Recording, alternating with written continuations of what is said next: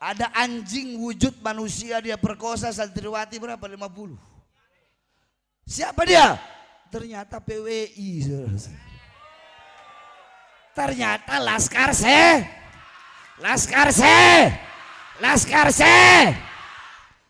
Setan, pemecah belah umat, habaib kiai diadu domba. Nggak taunya perkosa santri, biadab, anjing, betul. Nggak pantas disebut ustadz. Kita minta si anjing Ashari itu harus dihukum mati. Kepada Prabowo, Prabowo, coba kau lihat berapa banyak anak-anak yang keracunan karena MBG-mu. Sampaikan, Prabowo, coba kau lihat di NTT ada anak yang mati bunuh diri. Kenapa? Nggak punya uang untuk membeli buku. Terus kau bilang rakyat Indonesia ini adalah rakyat yang paling senang. Dari mana? Omon-omon. Kau butuh sama rakyat kalau cuma ada maunya doang. Betul? Betul? Butuh sama rakyat ada maunya doang. Semua, bukan cuma dia, semua pejabat rata-rata. Dari RT, RW, lurah, camat, bupati, wali kota, gubernur, presiden. Butuh sama rakyat kalau ada maunya doang. Udah jadi, lupa sama rakyat. Lupa sama janji-janjinya, betul? Rakyat dibiarkan susah, rakyat dibiarkan kelaparan, rakyat terus dibohongi, saudara. Di Aceh masih berantakan. Presidennya sibuk keluar negeri, saudara-saudara. Presidennya sibuk pegang map jadi budaknya Donald Trump, saudara. Bikin malu. Kalau ada yang ngomong Indonesia gelap itu buram, ini rakyat, nggak pantas presiden ngomong kayak begitu, betul? Kalau nggak mau kabur aja ke Yaman. Goblok. Masa presiden ngomong begitu? Masa musuhi rakyat sendiri?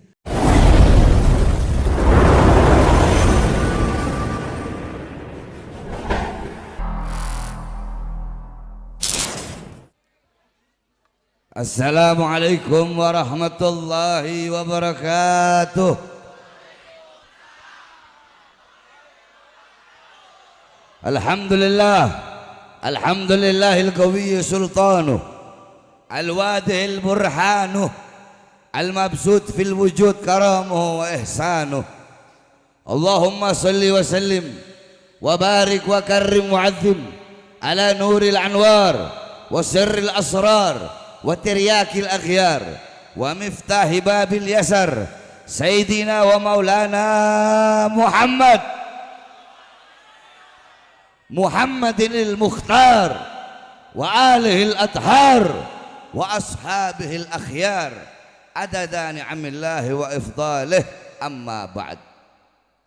Yang saya cintai, yang saya muliakan, segenap para alim ulama, para habaib, para kiai, para tuan-tuan guru, para ajengan, para tokoh masyarakat, segenap aparat pemerintah, wabil khusus sahibul hajat, guru kita yang mulia yaitu Aang Romli dan keluarga besar Al-Qadiriyah, keluarga besar almarhum Kiai Haji Abdul Qadir, seluruh anak-anak beliau, seluruh cucu-cucu beliau, mudah-mudahan semuanya keluarga besar beliau Allah Subhanahu wa taala lindungi, Allah berikan rahmat, Allah berikan kasih sayang, Allah berikan penjagaan, dan insya Allah seluruh santri-santri di sini mendapatkan ilmu yang bermanfaat. Seluruh santri menjadi santri-santri yang berakhlak, santri-santri yang beradab, santri-santri yang mengikuti baginda Nabi besar Muhammad sallallahu alaihi wasallam, beserta seluruh yang saya cintai, yang saya muliakan, hadirin hadirat, bapak-bapak, ibu-ibu, khususnya para pemuda-pemudi dan para santri-santri yang dimuliakan oleh Allah Subhanahu wa taala. Alhamdulillah, segala puji dan syukur kehadirat Allah. Dialah Allah yang maha besar. Yang besar selain Allah kecil. Dialah Allah yang maha perkasa, yang maha kuat. Yang perkasa, yang kuat selain Allah lemah. Dialah Allah raja di atas para raja. Yang raja selain Allah hamba. Dialah Allah yang maha melihat. Yang melihat selain Allah buta terhadap warna-warna yang jauh dan warna-warna yang tersembunyi. Dialah Allah yang maha mendengar yang mendengar selain Allah tuli terhadap suara-suara yang jauh dan suara-suara yang dekat akan menulikannya. Dialah Allah yang maha berilmu. Yang berilmu selain Allah adalah pencari ilmu. Dialah Allah yang maha tahu. Yang tahu selain Allah adalah pencari pengetahuan. Dialah Allah yang maha hidup. Yang hidup selain Allah pasti akan mati. Yang ada selain Allah pasti akan tiada. Yang wujud selain Allah pasti akan binasa. Adanya Allah, wujudnya Allah kekal abadi selama-lamanya. Dan dialah Allah yang dimana pada malam hari yang mulia ini, di saat hamba-hamba yang lain lalai, di saat hamba-hamba yang lain lupa kepada Allah, di saat hamba-hamba yang lain sibuk dengan urusan dunia, sibuk bermaksiat, sibuk berbuat dosa, sibuk telanjang, kita duduk di sini sibuk berzikir kepada Allah, sibuk mengingat Allah. Kita di sini untuk duduk menuntut ilmunya Allah. Kita duduk di sini dalam rangka haul Hajah Imas dan Acep. Kita duduk di sini mengenang beliau-beliau, duduk di sini membaca Maulid Nabi Muhammad. Tempat ini menjadi tempat turunnya rahmat, tempat turunnya maghfirat, tempat turunnya kasih sayang, tempat turunnya pengampunan. Saudara-saudara, demi Allah, karpet yang engkau duduki lebih mulia daripada kursi yang diduduki oleh Presiden Prabowo, saudara-saudara.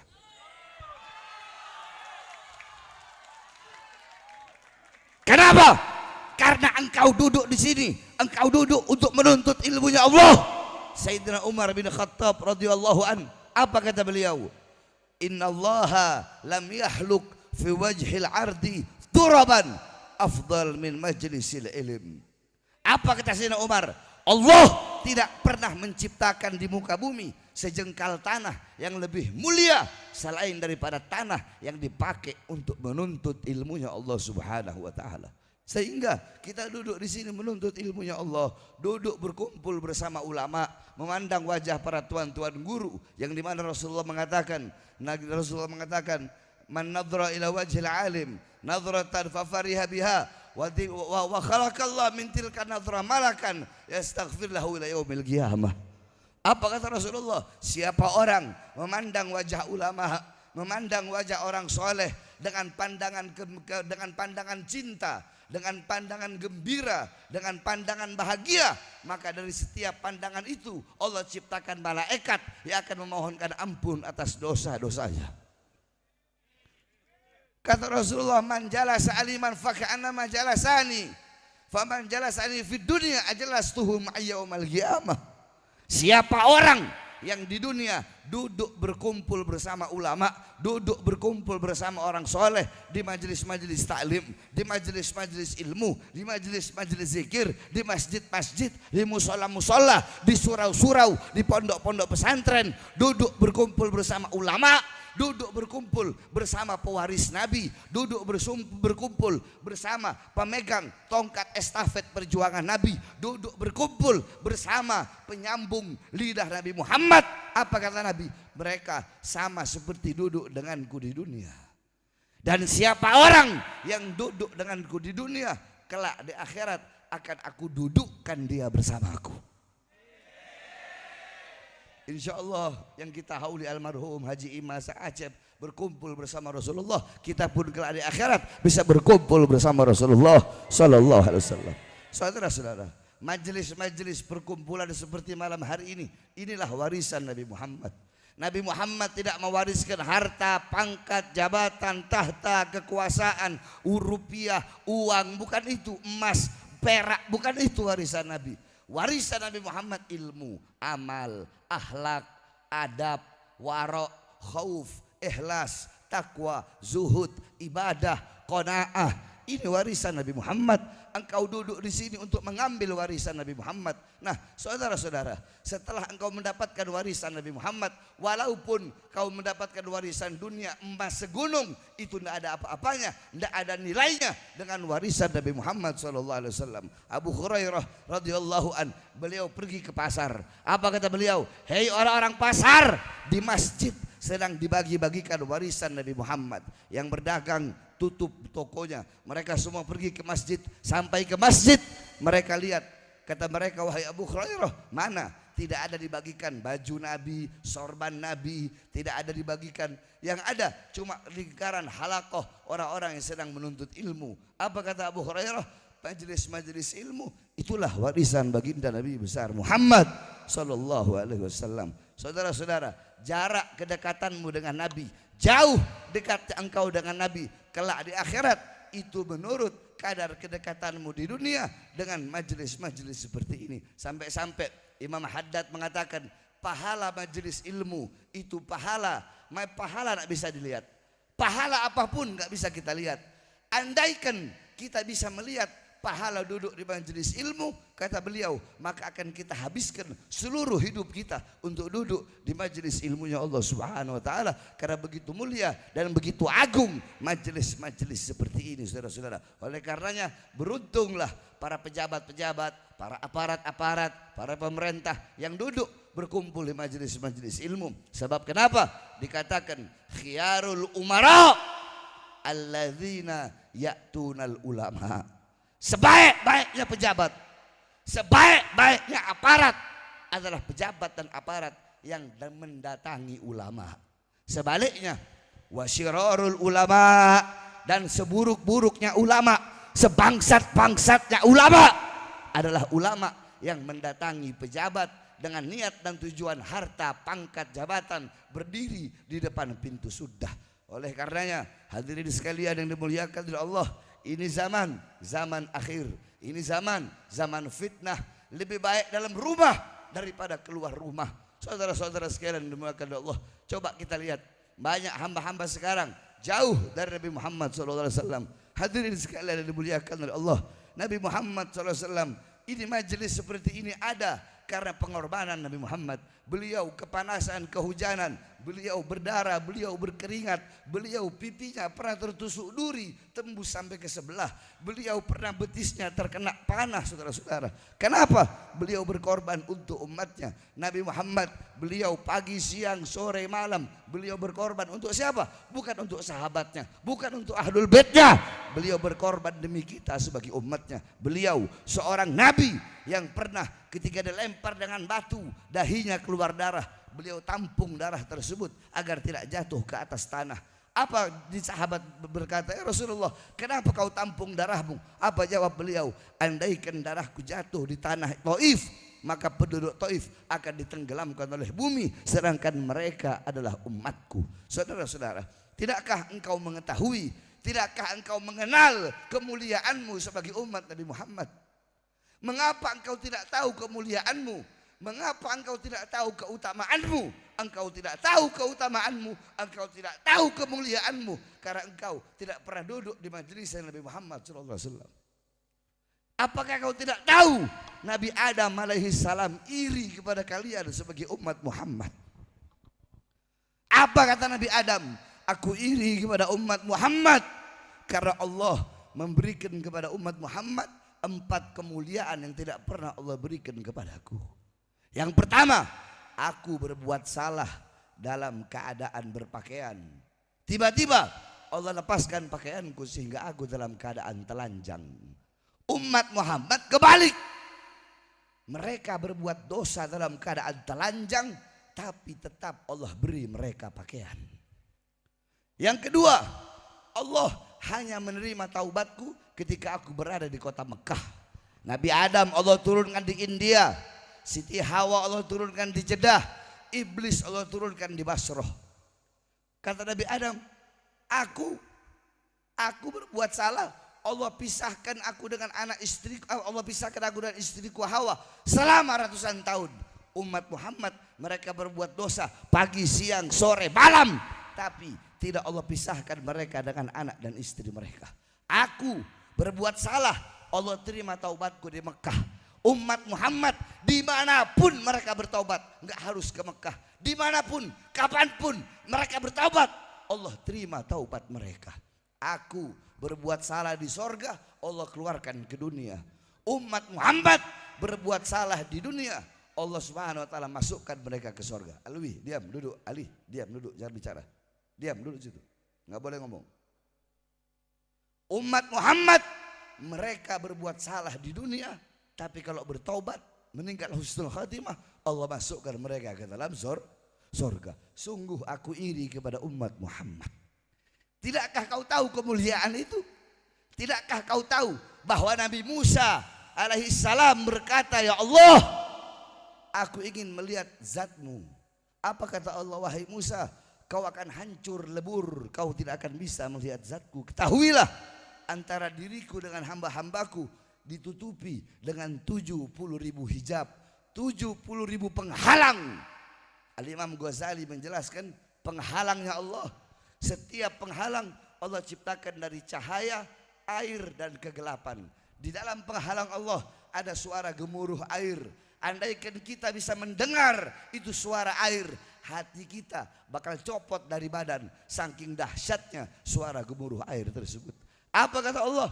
70.000 penghalang ini tidak akan aku buka untuk siapapun kecuali untuk umat Muhammad.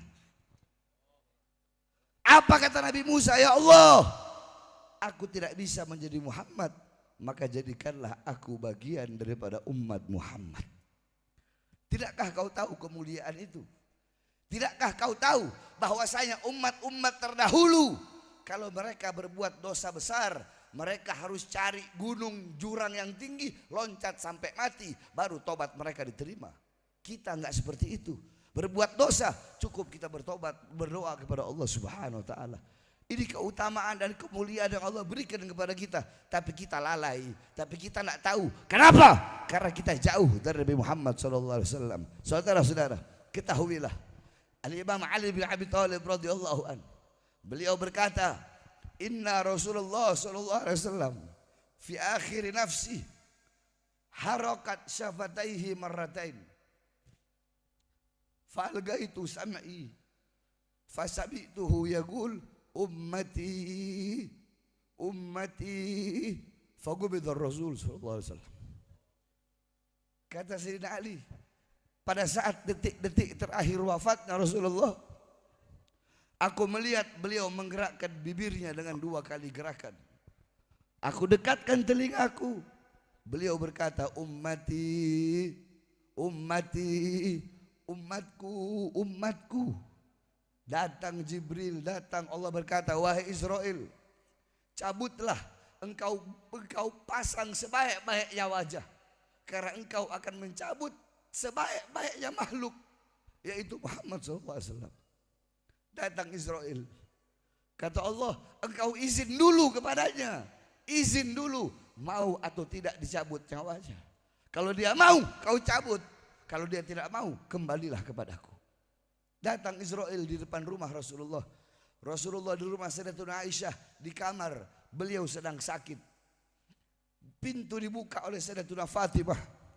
Siti Fatimah berkata, siapa engkau? Tidakkah kau tahu ayahku sedang sakit? Apa kata Israel? Aku yang memisahkan anak dengan orang tua. Aku yang memisahkan suami dengan istri. Aku yang menjadikan anak-anak menjadi yatim. Aku yang menjadikan istri-istri menjadi janda. Aku yang memisahkan kehidupan. Aku adalah maut. Aku datang kemari atas perintah Allah untuk mencabut nyawa sebaik-baik makhluk, yaitu ayahmu Sayyidina Muhammad Rasulullah. Sayyidatuna Fatimah datang menangis. Apa kata Rasulullah? Jangan kau bersedih wahai Fatimah, karena engkau adalah manusia yang pertama kali akan menyusulku, dan di akhirat manusia yang akan masuk surga setelahku. Datang Israel dan Jibril. Apa kata Rasulullah? Wahai Jibril, tolong ibu-ibu diam. Mohon maaf, saya nggak bisa lama, dan mohon maaf saya telat. Saya habis ceramah dari Bima tanggal 1 Mei. Habis ceramah di Bima, saya ceramah di Dompu. Habis di Dompu, saya ceramah di Lombok. Habis di Lombok, saya ceramah di Gili Trawangan. Habis ceramah di Gili Trawangan, balik ke Lombok. Tadi baru langsung ke sini. Terus saya habis operasi. Kalau ibu-ibu masih ribut, saya pulang. Jadi mohon maaf saya telat, dan mohon maaf saya tidak bisa lama. walaupun sedikit insya Allah bermanfaat. Rasulullah berkata kepada Jibril, wahai Jibril, aku belum puas meninggalkan umatku. Tolong mintakan kepada Allah jaminan untuk umatku. Pergi Jibril kepada Allah. Kata Jibril, ya Allah, kekasihmu minta jaminan untuk umatnya. Apa kata Allah? Basyirhu innal jannah muharramatun ilal umam qabla an tadkhuluha ummatuh. Katakan kabar gembira, basyirhu, berikan kabar gembira kepadanya. Jaminan dariku, sorga aku haramkan dimasuki oleh siapapun sebelum sorga dimasuki oleh umat Muhammad.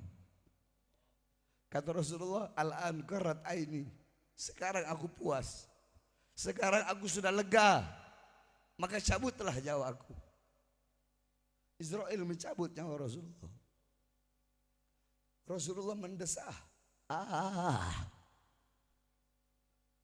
Rasulullah merasakan sakit ketika dicabut nyawa. Rasulullah yang sholat sampai kakinya bengkak. Rasulullah sholat sampai kakinya keluar nanah, tapi masih merasakan sakit sakaratul maut. Maka bagaimana dengan kita para pendosa? Kata Rasulullah, wahai Israel, apakah seperti ini rasa sakit sakaratul maut? Kata Israel, ya, seperti ini rasa sakit sakaratul maut. Apakah rasa sakit seperti ini juga yang nanti akan dialami oleh umatku? Iya ya Rasulullah, rasa sakit seperti ini bahkan lebih dari ini yang akan dialami oleh umat Rasulullah. Mendengar itu Rasulullah menangis. Itu tangisan terakhirnya Rasulullah SAW. Beliau angkat tangan, saudara-saudara. Hei umat, beliau angkat tangan. Doa terakhir Nabi, doa yang menutupi kepergian Nabi, doa yang menutupi wafatnya Nabi. Apa doanya? Dengarkan wahai umat. Allahumma khaffif ala ummati fi sakaratil maut wa tsaqqil alayya. Ya Allah, ringankan sakaratul maut umatku dan berikan beratnya kepada aku. Berikan seluruh rasa sakit sakaratul maut umatku kepadaku. Biar aku yang menanggung rasa sakit mereka. Mereka tidak akan kuat. Aku pemimpin mereka, aku nabi mereka. Biar aku yang menanggung sakaratul maut mereka. Apa yang telah kau berikan untuk Nabi Muhammad? Nabi Muhammad berjuang untuk engkau. Agar apa? Agar iman sampai, agar Islam sampai, agar takwa sampai. Tapi setelah itu semua sampai berkat perjuangan Nabi, malah kalian campakkan itu. Sama seperti kalian oleskan kotoran ke wajah Nabi Muhammad SAW. Oleh karenanya saudara-saudara sekalian yang dimuliakan oleh Allah, gembirakan Nabi Muhammad. Jadikan ini kampung-kampung Nabi Muhammad. Rumah tangga kalian, rumah tangga Nabi Muhammad. Didik putra putri kalian dengan ajaran Nabi Muhammad. Saudara-saudara, putra banyak bapak-bapak, kalian bapak-bapak zaman sekarang, kita pergi cari nafkah untuk apa? Ngasih makan anak istri. Kalau kewajiban kita sebagai suami cuma ngasih makan anak istri doang, ngasih makan jasmani, ngasih makan jasad, apa bedanya dengan binatang? Kita belum bangun, binatang udah bangun lebih dulu cari makan buat anak-anaknya. Ada yang lebih penting, apa itu? Beri makan jiwa anak-anak kita. Beri makan ruh anak-anak kita. Apa makanannya? Makanannya adalah ilmu ibu-ibu. Ibu-ibu, nanti suruh kau anak-anak kau cium tangan. Pasti cium tangannya di pipi. Pasti cium tangannya di dahi. Pasti cium tangan di atas hidung. Kenapa? Karena kau tidak pernah didik mereka dengan pendidikan Rasulullah. Kau biarkan mereka. Padahal harusnya cium tangan itu di bawah hidung. Dihirup. Bukan di atas, bukan di sini. Kenapa anak-anakmu seperti itu? Jauh dari ajaran Nabi Muhammad SAW. Begitupun para ibu-ibu. Kalian adalah madrasatul ula. madrasah pertama, muallimah, muaddibah, mudarrisah, kalian pengajar, kalian guru, kalian kiai pertama bagi putra-putri kalian. Baik buruk, makanya Allah bilang nisaukum harusul lakum. Wanita-wanita kalian adalah ladang bagi kalian. Kita laki-laki bercocok tanam, perempuan adalah ladangnya. Kalau kita bercocok tanam ladang yang baik, maka hasilnya bakal baik. Bercocok tanam di ladang yang kering kerontang, hasilnya bakal rusak. Baik buruknya anak tergantung dengan ibu. Saya tanya ibu-ibu, jawab yang keras. Anak lebih banyak dengan bapak atau lebih banyak sama ibu? Kurang keras, jawab. Lebih banyak dengan ibu. Nah, baik buruknya ibu sebagai istri tergantung sebagai tergantung Jadi ibarat kata anak ini perahu, anak ini apa? Anak ini penumpang, ibunya itu perahu. Nah, selamat atau tenggelamnya ini penumpang tergantung perahu. Nah, selamat atau tidaknya perahu tergantung nahkoda. Siapa nahkodanya? Nahkodanya adalah suah. Awas kalian, kalau kasih makan anak istri jangan sampai dapat dari hal-hal yang haram. Jangankan yang haram, yang syubhat aja jangan. Jangan kasih makan anak istri kalian dari hal-hal yang haram, dari nafkah yang haram. Saudara-saudara, ala inna fil jasadi mudghatan idza saluhat saluhal jasadu kulluh wa idza fasadat fasadal jasadu kulluh ala wahyal qalb. Kata Rasulullah, dalam diri manusia ada segumpal daging. Kalau daging itu baik, baik seluruh anggota tubuh. Kalau daging itu rusak, rusak seluruh anggota tubuh. Apa? Daging itu adalah hati. Hati tumbuh dari makanan yang masuk. Makanya para ulama zaman dulu waroknya begitu luar biasa. Imam Hanafi selama 7 tahun beliau gak makan kambing. Kenapa? Semenjak kambing milik Baitul Mal di Kufah hilang, semenjak itu beliau gak mau makan kambing. Kenapa? Takut kalau makan kambing ternyata kambing yang dimakan adalah milik Baitul Mal. Beliau tanya kepada ahli kambing, biasanya kambing berapa tahun hidupnya? 7 tahun ya Imam. Maka selama 7 tahun beliau tidak makan kambing sampai beliau benar-benar yakin kambing yang hilang itu telah mati. Saking waroknya beliau. Al-Imam Az-Zahabi, beliau tidak pernah makan sayuran yang berasal dari Damaskus. Kenapa? Karena sayuran yang berasal dari Damaskus ditanam di lahan-lahan milik pemerintah, di lahan-lahan milik sultan, di lahan-lahan milik penguasa. Imam Sufyan As-Sauri, beliau pernah nggak minum air Zam-Zam. Ditanya, ya Imam, kenapa kamu nggak mau minum air Zam-Zam? Apa kata beliau? Andaikan saya punya gayung sendiri. Maksudnya, andaikan saya punya gayung sendiri, pasti saya akan minum air Zam-Zam.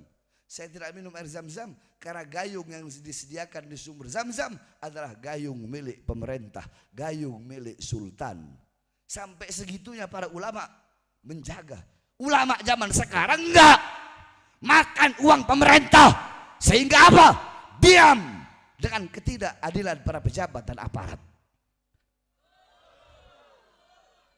Ustadz, Kiai, ajengan, Habib, itu pejabat gak bener.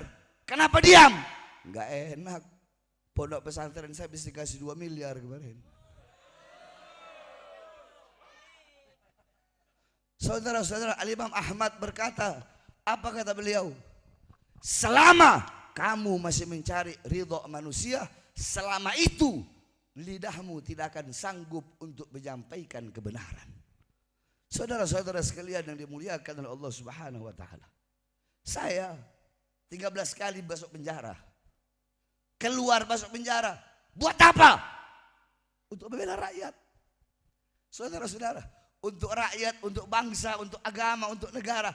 Jangankan di penjara, nyawa saya, jiwa saya, darah saya murah harganya untuk bangsa dan rakyat Indonesia, saudara. Saya dibawa ke Nusa Kambangan, tangan saya diborgol, perut saya dari borgol tangan nyambung ke borgol perut, dari borgol perut nyambung ke borgol kaki. Saya dibikin seperti penjahat besar. Saya tanya, saya koruptor? Saya koruptor. Saya penjahat. Saya bandar narkoba. Kalian mau tahu kenapa saya dibawa urus Sakambangan? Mau tahu? Mau tahu? Waktu COVID saya bebas dari lapas Pondok Rajek. Waktu bebas sore, malamnya saya ceramah kayak begini. Apa ya, isi ceramah saya dibilang provokasi. Gara-gara itu saya dibawa lagi ke Nusa Kambangan. Dibawa ke Gunung Sindur, baru ke Nusa Kambangan. Katanya ceramah saya provokasi. Nah pertanyaannya apa isi ceramahnya? Kan itu. Mau tahu? Saya bilang, Jokowi, kenapa rakyat kau kurung dalam rumah, tapi tidak engkau berikan kebutuhan-kebutuhan pokok-pokok hidupnya? Hei pemerintah, hei pejabat, banyak pengangguran. Tapi kenapa waktu COVID kalian kirim tenaga kerja dari Cina ke daerah Morowali, Sulawesi, padahal masih banyak pengangguran anak-anak Indonesia? Wahai para pejabat, wahai para aparat, wahai presiden, kenapa warung-warung kecil kalian suruh tutup, tapi perusahaan-perusahaan milik asing tetap buka? Itu dibilang provokasi. Saya tanya, itu provokasi? Itu provokasi. Siapa yang saya bela? Siapa yang saya bela? Siapa yang saya bela? Siapa yang saya bela? Yang saya bela rakyat, rakyat yang susah, rakyat yang kelaparan, rakyat yang ditipu oleh pemerintah, rakyat yang tidak mendapatkan keadilan, rakyat yang susah. Itu yang saya bela, saudara-saudara. Makanya saya katakan, saya selama kedua mata saya masih terbuka melihat kemungkaran, melihat ketidakadilan, maka selama itu saya akan berada di barisan paling depan, tidak akan berhenti sampai mati, tidak akan mundur walaupun diri saya harus hancur, saudara. Allahu Akbar, Allahu Akbar, Allahu Akbar. Maka saya tanya semua masyarakat Sukabumi, siap berjuang untuk bangsa, siap berjuang untuk agama, siap berjuang untuk NKRI, siap berjuang untuk Merah Putih. Sampaikan kepada mereka, para pejabat-pejabat yang membohongi rakyat, sampaikan kepada Prabowo, sampaikan kepada Prabowo. Hei Prabowo, coba kau lihat berapa banyak anak-anak yang keracunan karena MBG-mu. Saya nggak ada urusan, saya mau masuk penjara nggak ada urusan. Saya udah bilang jangankan penjara, saya mati juga nggak ada urusan. Itu yang saya cari, saudara-saudara. Mati di jalan Allah, mati bela rakyat, mati bela bangsa. Itu yang saya cari. Saya habis operasi, saya lagi sakit tapi saya tidak peduli. Saya tetap datang kemari. Kenapa? Saya ridho dengan penyakit yang Allah berikan kepada saya. Kata Rasulullah, siapa orang yang ridho dengan penyakit yang Allah berikan, kalau Allah sembuhkan, Allah ganti dagingnya dengan daging lebih baik. Allah ganti darahnya dengan darah yang lebih baik. Dan kalau Allah matikan dalam keadaan husnul khatimah. Di akhirat, ketika Zabaniyah akan mau melempar seseorang ke neraka, kata Allah, jangan lempar dia wahai Zabaniyah. Di dunia aku telah ambil raut wajahnya sehingga dia pucat. Aku ambil keperkasaannya sehingga dia lemah. Aku ambil nafsu makannya, maksudnya sakit. Hamba yang di dunia aku berikan sakit, kemudian dia ridho. Bukan kebijaksanaanku memasukkan dia ke neraka, masukkan dia ke surga. Oleh karenanya engkau ridho atas apapun yang Allah berikan. Kalau engkau ridho atas apapun yang Allah berikan, maka Allah akan memberikan kepada engkau bahkan apa-apa yang tidak engkau maksud, apa-apa yang tidak engkau tuju, apa-apa Allah akan berikan kepadamu. Kau tidak tahu, kau akan kaget, kau akan heran. Bahkan yang tidak engkau niatkan, semuanya akan Allah berikan kepadamu. Oleh karena saudara-saudara, khususnya anak-anak muda, hei anak-anak muda, jangan berhenti untuk menyampaikan kebenaran. Siapapun pejabatnya, siapapun presidennya, kalau ada yang baik, bilang baik. Kalau ada yang buruk, bilang buruk. Betul? Betul? Satu contoh. Ini kasus rame. Ada kiai yang berkosa, bukan enggak pantas sebut kiai, anjing itu. Ada anjing wujud manusia, dia perkosa santriwati berapa? 50. Siapa dia? Ternyata PWI. Ternyata Laskar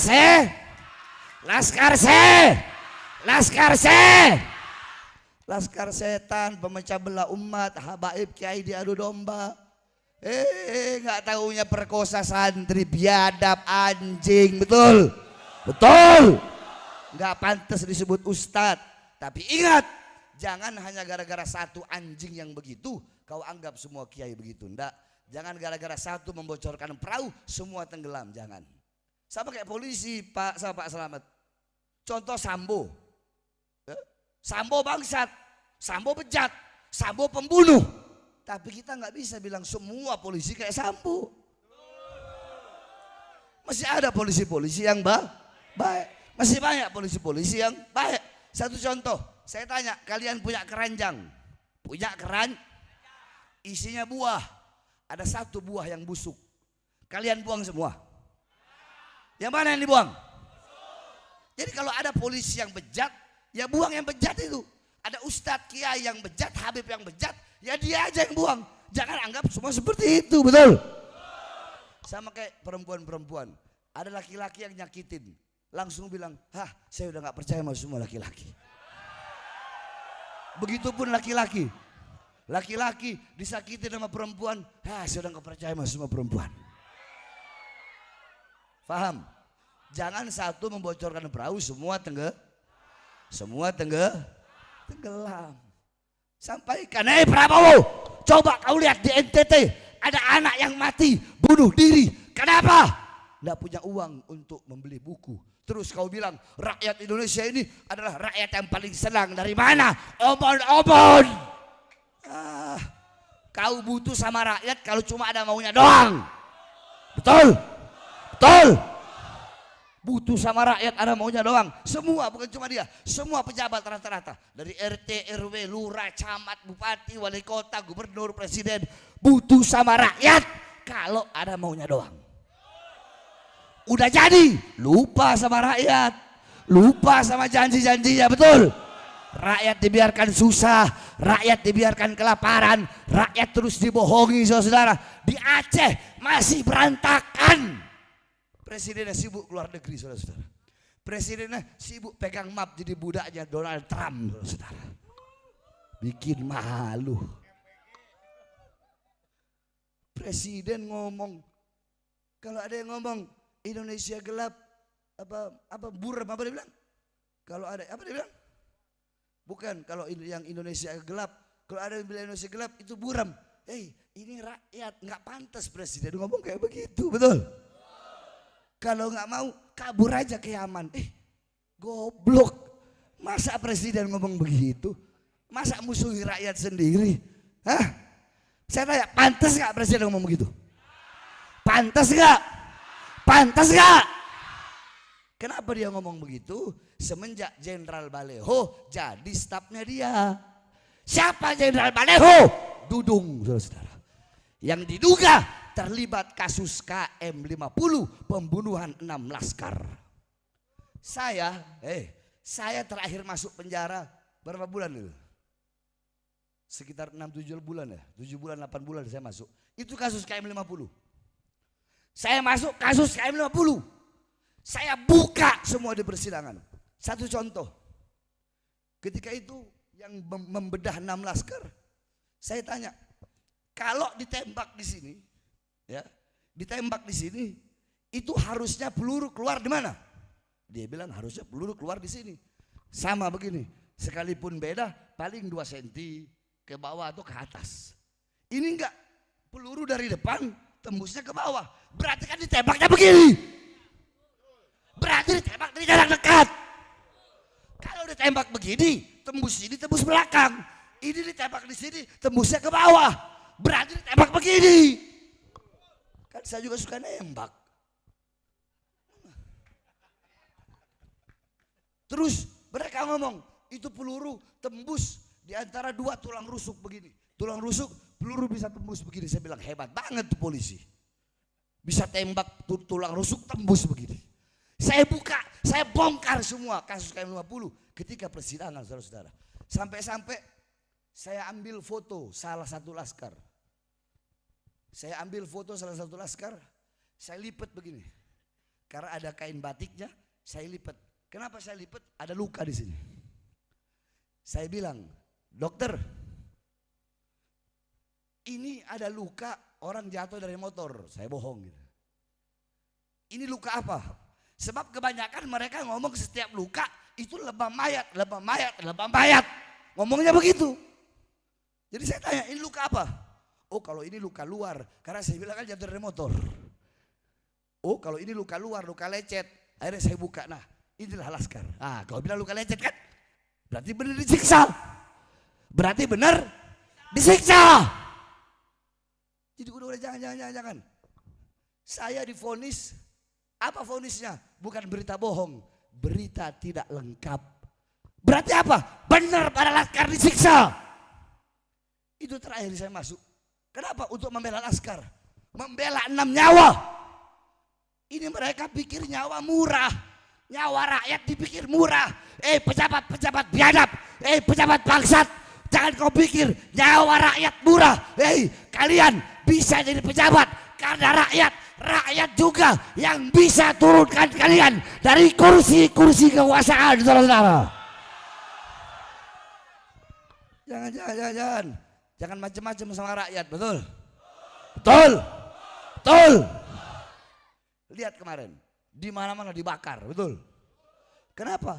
Ya kalian sendiri yang membuat rakyat itu merasa benci. Rakyat nggak merasa tidak mendapatkan keadilan, betul? Anggota-anggota dewan, mulutnya mereka tidak berpakaian pengetahuan, betul? Makanya dikatakan fasadur ra'iyah bifasadil muluk. Rakyat rusak, negara rusak karena rusaknya para pejabat. Wa fasadul muluk bifasadil ulama.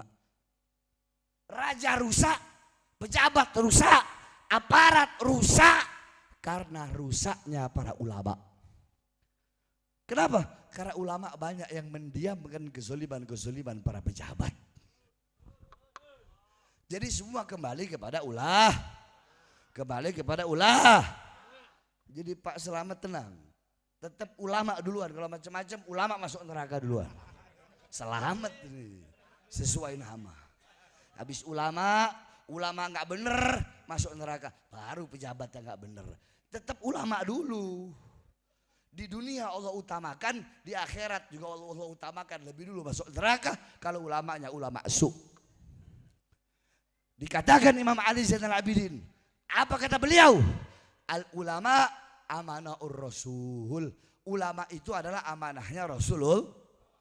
Ulama itu amanahnya Rasul. Rasul mengamanahkan Islam, mengamanahkan dakwah, mengamanahkan iman, mengamanahkan ilmu kepada para ulama. Tapi kata beliau, tidak semua ulama. Faidalam hubbud dunia, kalau ulama itu tidak cinta dunia. Falam yukhol itu salatin, dan ulama itu tidak bergaul sama penguasa-penguasa yang zalim. Kalau dia cinta dunia, kalau dia bergaul dengan penguasa-penguasa yang zalim, tidak menasihati penguasa, tidak menasihati pejabat, atau bahkan banyak alimun alladzi yaj'alu ilmahu ta'bi'an li ra'yil muluk. Ada ulama yang menjadikan ilmunya untuk mengikuti kemauan para penguasa. Penguasa maunya A, ini an haram. Gimana caranya agar ini A jadi halal? Coba kita lihat, haji dikorupsi, betul? Betul. Siapa yang korupsi haji? Siapa? Kecil banget Giliran Prabowo ngomongnya kenceng.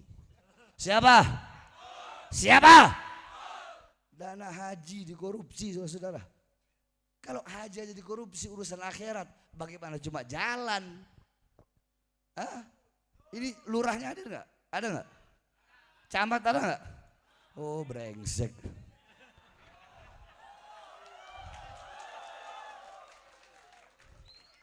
Enggak, kalau lurah camatnya hadir, saya mau bilang masyarakat di sini maunya apa? Contoh ada jalan nggak bener, bikin tuh jalan, betul? Ada jalanan yang gelap, jalan tadi rusak, kemari jalan rusak tuh. Itu gelap. Bagaimana orang yang pakai motor udah tua takut kalau jatuh? Siapa yang tanggung jawab? Para pejabat, aparat. Makanya di lurah brengsek camat, bangun itu jalan. Nanti kalian bilang sama lurah, kalau lurah camat gak bangun jalan, demi Allah saya bakal datang kemari, sama-sama kita bakar kantor kelurahan, saudara.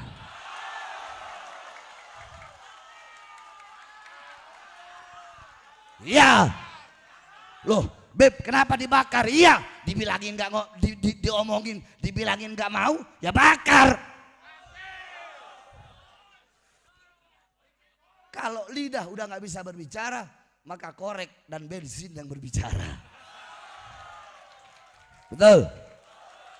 Itu jalan kemari rusak, jalan kemari benerin. Ustadz, Kiai, Pak Slamet, tolong bilang ke lurahnya. Betul, kalau enggak 1 minggu lagi saya datang kemari. Ya, bareng-bareng kita pergi ya. Siap? Siap. Kalian enggak usah, andaikan ada apa-apa, ya. Andaikan ada yang mati, kalian enggak usah, biar saya masuk penjara.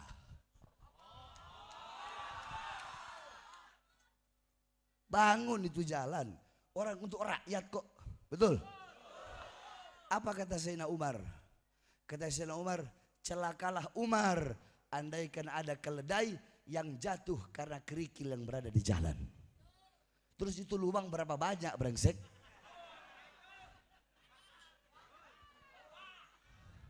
Tolong saya bilangin, yang tua-tua kalau nggak mau ada kerusuhan, ya Pak Slamet, saya orang nggak cuma ngomong, saya orangnya beda, nggak cuma ngomong. Kalau nggak mau ada kerusuhan, bilang bikin tuh jalan. Kalau nggak bikin, saya pimpin masyarakat sama-sama kita demo kantor kelurahan, kantor kecamatan. Betul, betul, betul. Saya udah bilang berkali-kali untuk rakyat, jangankan di penjara, nyawa, jiwa, darah murah harganya tumpah untuk bangsa dan rakyat Indonesia. Allahu Akbar. Siap berjuang, siap berjuang.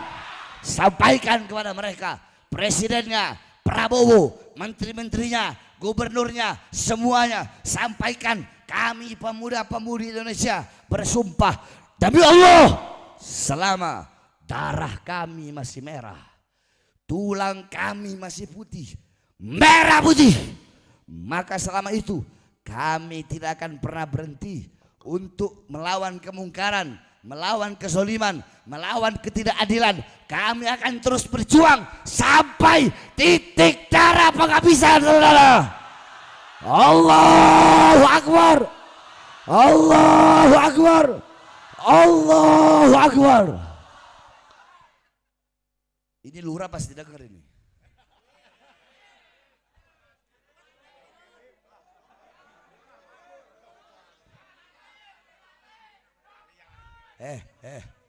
Jangankan lu, aduh lurah presiden saya makan, lurah lagi. Iblis saya makan, lurah lagi, betul. Jadi jangan harus adil sama mudah-mudahan para pejabat jadi pejabat yang baik. Kita doakan para pejabat jadi pejabat yang soleh, yang adil. Tapi masih banyak pejabat-pejabat yang baik, saudara-saudara. Masih banyak pejabat-pejabat yang adil. Dan insya Allah semua pejabat yang jadi pejabat yang baik. Saya doakan kalian semua yang ada di sini, yang hadir, insya Allah pulang dari sini bawa berkah, pulang dari sini bawa rahmat. Ketahui, satu rahmat Allah saja bisa menghapus seluruh dosa makhluk. Satu rahmat bisa menghapus dosa seluruh makhluk. Bagaimana kalau kita dapat 100 rahmat, 1000 rahmat, dan begitu banyak rahmat Allah. Saya doakan kalian punya anak-anak jadi anak soleh-soleha. Keluarga kalian sakinah, mawaddah warahmah. Allah beri kebaikan dunia akhirat. Allah beri kesehatan. Allah berikan panjang umur dalam ketaatan. Allah berikan bahagia dunia akhirat. Allah berikan ketenangan dunia akhirat. Allah Subhanahu wa taala jadikan kita semua sebagai hamba-hamba yang hatinya kosong dari dunia. Hati kita penuh dengan kecintaan kepada Allah dan kecintaan kepada Rasulullah sallallahu alaihi wasallam. Amin amin ya rabbal alamin. Terakhir kita doakan almarhum A. Acep, yang dimana saya mendengar A. Acep beliau itu almarhum begitu cinta kepada saya. Beliau sering cium foto saya. Kalau tidur beliau pegang foto saya, katanya diceritakan. Saya ini ahli maksiat. Andaikan setiap berbuat dosa ada titik hitam, kalian tidak akan menemukan titik putih di wajah saya. Tapi kenapa beliau cinta kepada saya? Karena beliau selalu prasangka baik. Kalian nih cinta sama saya karena kalian masih prasangka baik. Andaikan Allah perlihatkan aib-aib saya, dosa-dosa saya, andaikan ada bau busuk setiap berbuat dosa, kalian tidak akan mau dekat dengan saya. Karena beliau berprasangka baik. Khaslatani laisa fawqahuma syai'un minal khair, husnudzan billah wa husnudzan bi ibadillah. Dua perkara tidak ada yang lebih baik darinya, yaitu berprasangka baik kepada Allah dan berprasangka baik kepada hamba Allah. Prasangka baik kepada Allah, minta kepada Allah. Hei, Allah itu maha besar. Kalau punya masalah jangan pusing bu ibu. Jangan, ya Allah saya punya masalah, jangan. Hei masalah, saya punya Allah. Saya miskin tapi saya punya Allah yang maha kaya. Saya lemah tapi saya punya Allah yang maha perkasa. Ketika engkau melihat Allah yang maha besar, maka selain Allah akan kau lihat kecil. Oleh karenanya insya Allah, dan saya minta khusus doakan saya agar Allah berikan kesembuhan, agar selalu bisa berjuang. Sama-sama kita berjuang. Mudah-mudahan Allah angkat penyakit-penyakit saya. Karena saudara-saudara, saya dulu itu nggak mikirin diri saya. Satu malam itu saya ceramah pernah sampai berapa tempat? Tapi yang 3 kan nggak keburu. 13 tempat. Terakhir saya ceramah ba'da subuh di Pekojan. Satu tempat itu cuma 10 menit, langsung jalan lagi.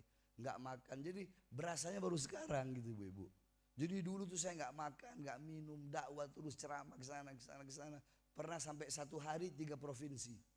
Saya ceramah di Palangkaraya, dari Palangkaraya ke pagi Palangkaraya, siang Banjarmasin, malam Balikpapan. 3 provinsi dalam 1 hari. Jadi saya nggak peduli diri saya. Nah, sekarang baru saya berasa sakitnya.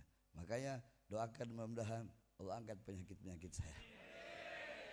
Allahumma nas'aluka khairal as'alah wa khairal du'a wa khairal najah wa khairal amal wa khairal hayat wa khairal mamat wa tsabbitna wa tsaqil mawadhana wa haqiq imana wa anta maulana fansurna lal qaumil kafirin wal zalimin wal fajirin wal fasikin wal kadhibin wa sallallahu alaihi wasallam Muhammadin wa ala alihi washabihi wasallam walhamdulillahi rabbil alamin.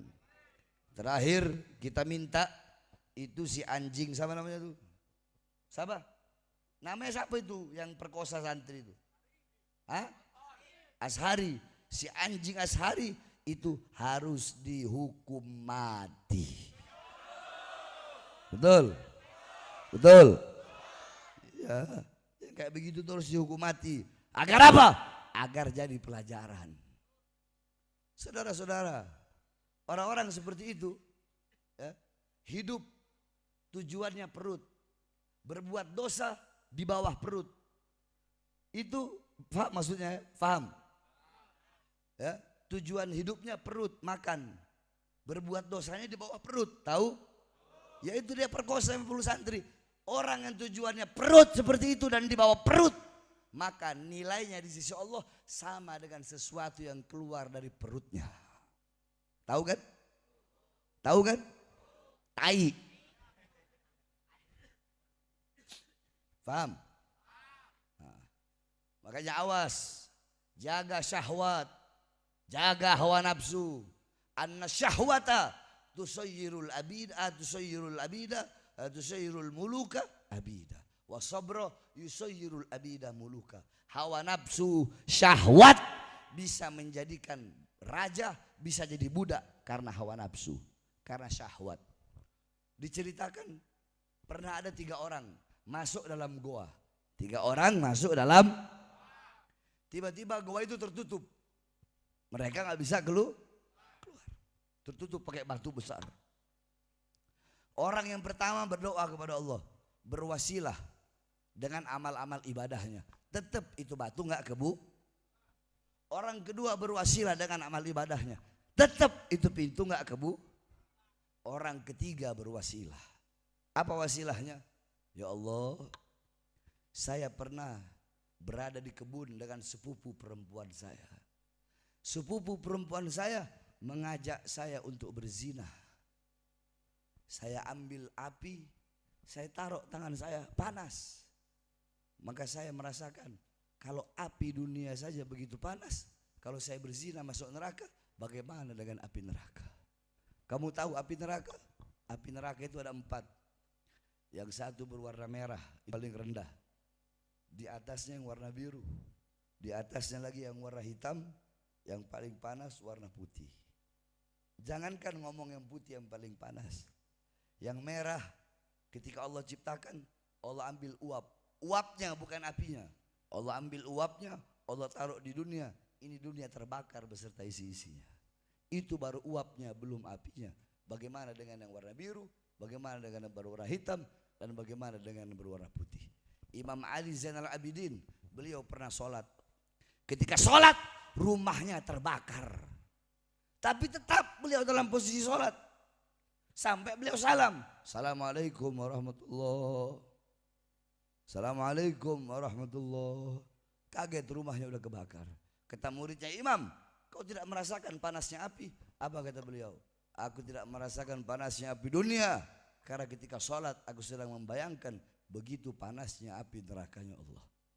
Itu para imam, itu orang-orang soleh yang dimana mereka pasti masuk surga, tapi masih takut kepada Allah. Kita siapa? Kok nggak punya rasa takut kepada Allah? Hei anjing, ya Sari, ketahuilah, laukana dumua ahlil ardi jumiat, lakana dumua Dauda aksar. Andaikan seluruh air mata penduduk bumi disatukan jadi satu, lebih banyak air mata yang dikeluarkan Nabi Daud alaihi salam saking takutnya kepada Allah. Walau kana dumua ahlil ardi wa dumua Dauda jumiat, lakana dumua Adam aksar. Dan andaikan seluruh air mata penduduk bumi dan air mata Nabi Daud dikumpulkan jadi satu, lebih banyak air mata Nabi Adam min khosyatillah saking takutnya kepada Allah.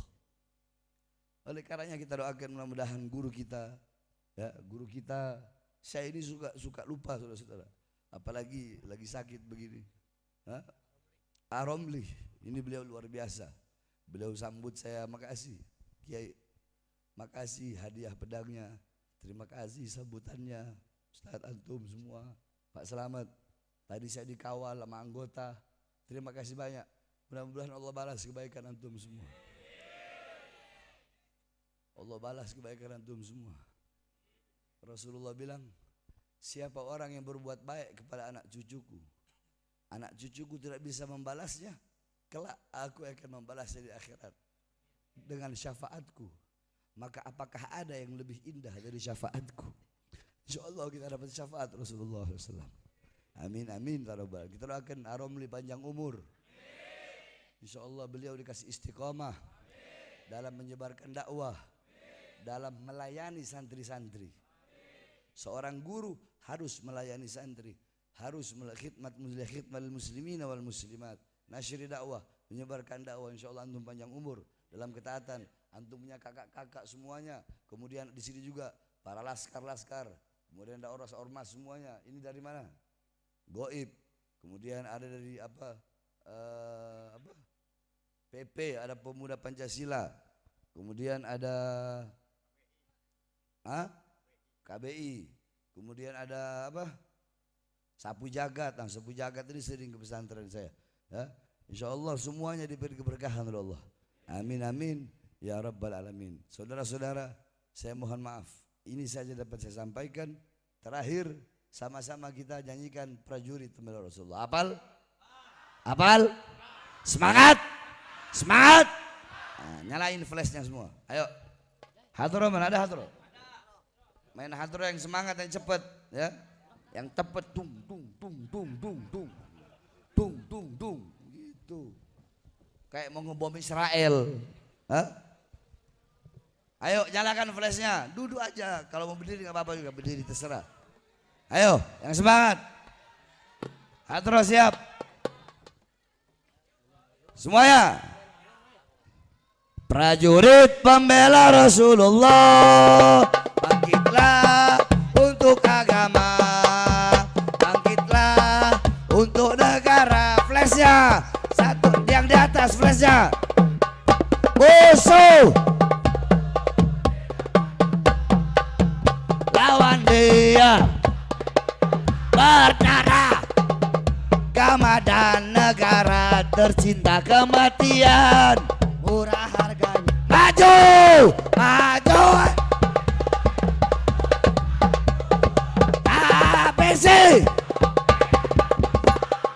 Kami berjanji demi Allah rela be.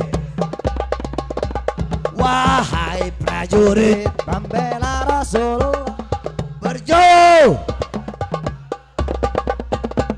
walau harus melangkah tekan mata, takkan mundur, walau satu langkah, takkan mundur. walau satu langkah. Wahai para pemudi-pemuda, kibarkan Panji Al-Mustafa, serahkan